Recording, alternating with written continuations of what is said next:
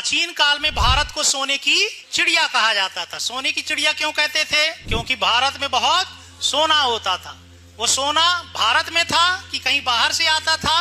भारत में प्राचीन काल में सोने की कोई बहुत बड़ी बड़ी खदानें नहीं थी। सोना हम विदेशी व्यापार के माध्यम से विदेशों से प्राप्त करते थे। और सबसे ज्यादा विदेशी व्यापार किस काल में प्रारंभ हुआ? मौर्योत्तर काल में। क्यों प्रारंभ हुआ? क्योंकि मौर्योत्तर काल में कुषाण वंश का राजा कनिष्क हुआ और कनिष्क ने उत्तर भारत से लेकर के मध्य एशिया तक के भूभाग पर अपना अधिकार स्थापित कर लिया था। अब प्राचीन काल में दो प्रसिद्ध मार्ग हुआ करते थे। भारत का सबसे प्रसिद्ध मार्ग था उत्तरापथ, जो कि बंगाल से लेकर के पाकिस्तान के पेशावर तक जाता था। और दूसरा विदेशी व्यापार के लिए बड़ा प्रसिद्ध मार्ग था रेशम मार्ग। वो मार्ग रोम से चीन जाता था। उस मार्ग को रेशम मार्ग इसलिए कहा जाता था क्योंकि प्राचीन काल में रोम के व्यापारी उसी मार्ग से चीन से रेशम खरीदते थे और रेशम को खरीद करके यूरोप के अन्य देशों में ऊंची कीमतों पर बेचते थे। कनिष्क के शासन काल में जो उत्तरापथ था, बंगाल के सोनार गांव से जो पेशावर तक जाता था, कनिष्क ने उसका विस्तार करके उसे पेशावर से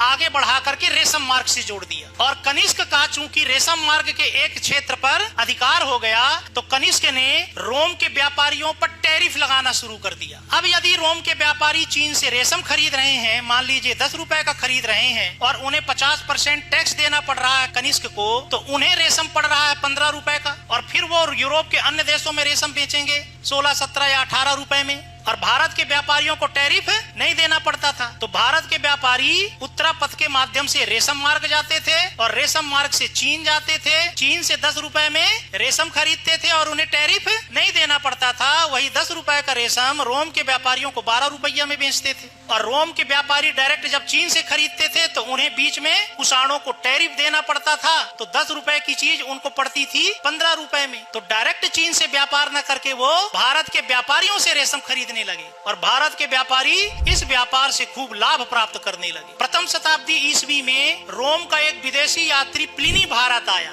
जिसने एक पुस्तक लिखी है नेचुरल हिस्टोरी का, और उसमें यह दुख व्यक्त करता है कि रोम से भारत सोना आता तो है लेकिन भारत से रोम सोना जाता नहीं है। तो व्यापार से हमें सोना मिलता था, सोने के सिक्के मिलते थे रोम से, और हम अपना सामान कम बेचते थे, चीन का सामान ज्यादा बेचते थे रोम को और लाभ प्राप्त करते थे। तो मौर्योत्तर काल में इतना सोना भारत आया कि भारत को सोने की चिड़िया कहा जाने लगा। इसके पुरातात्विक एविडेंस भी मिलते हैं। मौर्योत्तर काल के पहले भारत में किसी भी राजा ने सोने के सिक्के जारी नहीं किए। भारत में पहली बार सोने के सिक्के मौर्योत्तर काल में ही राजाओं के द्वारा जारी किए गए और बाद में इसी सोने का उपयोग किया गुप्त वंश के राजाओं ने। और गुप्त वंश के राजा भारत में ऐसे राजा थे जिन्होंने सबसे ज्यादा सोने के सिक्के जारी किए।